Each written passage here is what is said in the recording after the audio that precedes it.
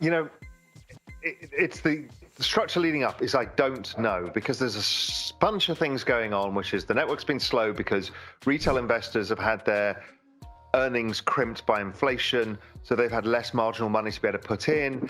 There's the Fed tightening, central banks tightening, so there's a lot going on in this picture right now, which is why these prices have been wide-ranging and sideways. Usually, these big events are a turning point one way or the other. So if you went into it at a high in ETH, much like we went into the ETF or we went into the Coinbase listing. Coinbase listing was the absolute height of the day.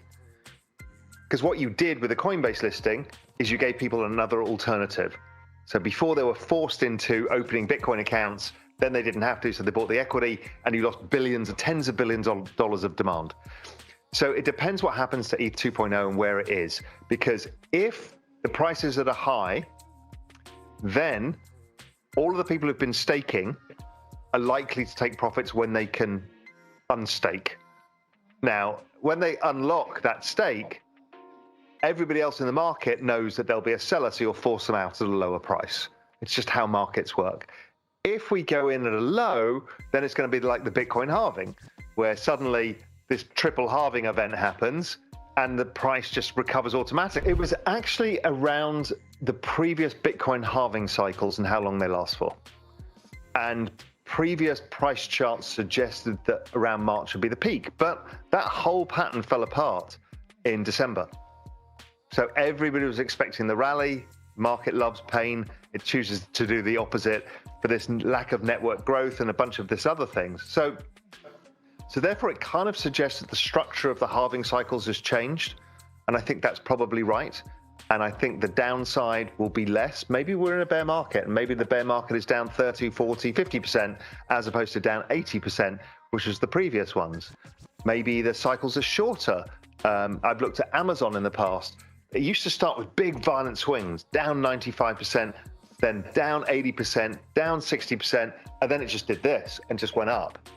I kind of think that's what network adoption looks like. The more people come onto the network, the less downside there is. Yes, it doesn't spike as high, but the uptrend is stronger and the cycles tend to be shorter.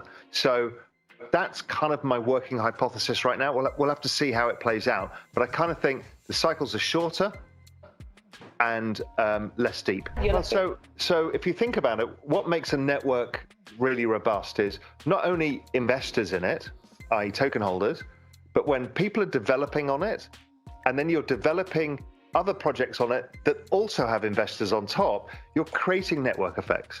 So if you think of ETH in those terms, so there's now demand for the network, which is why ETH is so expensive, gas fees are so expensive, because everybody wants to use ETH.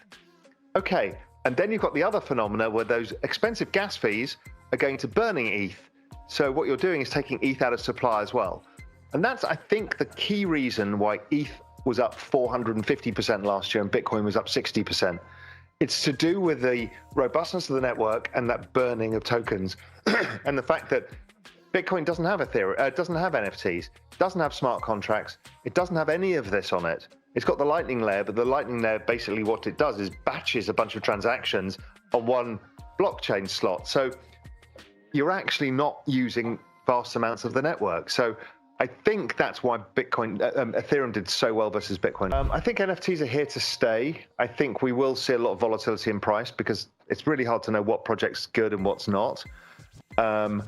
I think it's also going to morph towards music. I think it's going to morph. I'm seeing one about book publishing where a guy has raised the money to write a book and a screenplay, which will end up being a film. So I think we're going to see all sorts of new applications for the creative industries and other industries coming out of NFTs. And it won't just be the PFP kind of part of it where, you know, everybody's showing that. That was just the early start of this. And some of those projects will get decimated and some will just continue to do well because, you know, people have decided that those have value and you want to be part of that community. Seen before? Metaverse, no. So crypto, yes, right. So crypto is the internet back in 1997 had 160 million users and was growing at 63% a year. The digital asset market has about 160 million users and is growing at 113% a year. So it's the fastest growing adoption of any technology in all history. The metaverse itself is slow adoption. So we're not seeing anybody using Sandbox or Decentraland or anything, really. People are still using Fortnite and Roblox and stuff like that. So we're not seeing metaverse per se in terms of those digital worlds. The metaverse of the fact that you and I are in different continents and different countries, but doing this digitally, I mean, that wasn't really easy to do a while ago, but this is part of the metaverse, the digitization of everything that we do. So it is happening all around us, but these digital worlds, we've just seen Apple today announce that it's delaying the release of its AR glasses, which everybody's been waiting for. So we're not there yet. So I think it's speculation and interest, really early stage. But later, in 5 years' time, then we'll be at the teeth of the middle of something much bigger where people are starting to get it and realize, what was Mark Zuckerberg talking about? Hate it or love Meta, it's still going to be one of these metaverse experiences. Tim Sweeney and Epic Games will have started moving further into the space. Brands will have, and there'll be a blending of all of this kind of world, and these NFTs will be movable between different places and usable in different ways. It's all coming, but it's really, really, really, really early. They've been moving fast because of Ethereum's expensive or slow versus some of the use cases. And so those have seen network effects as people have come away from using Ethereum. So it's a replacement trade. It's not new money coming into this. So it's just been basically a rotation. When everybody's looking at the rotation to continue, because everyone's now figured out, oh yeah, these layer ones, that's what we need, they don't work anymore. So it moves to the next thing. And whether that's interoperability, whether it's, beating up DeFi because nobody's interested in DeFi anymore, I don't know. All I do know is that when everybody's looking at something, it doesn't happen. So we've started Real Vision India with two people. The ex-head of Goldman Sachs India is actually our chairman. He's another Real Vision fanatic. And somebody from JP Morgan. We've just started, but I'm half Indian, so I'm pretty familiar with the place. And it's a gigantic English-speaking market with massive cryptocurrency adoption. And crypto, it's already a highly digitized economy. So when you go to India, the banking system is entirely digitized. You can send money frictionlessly and costlessly almost everywhere. There's like automated KYC, and it's perfectly set up for this.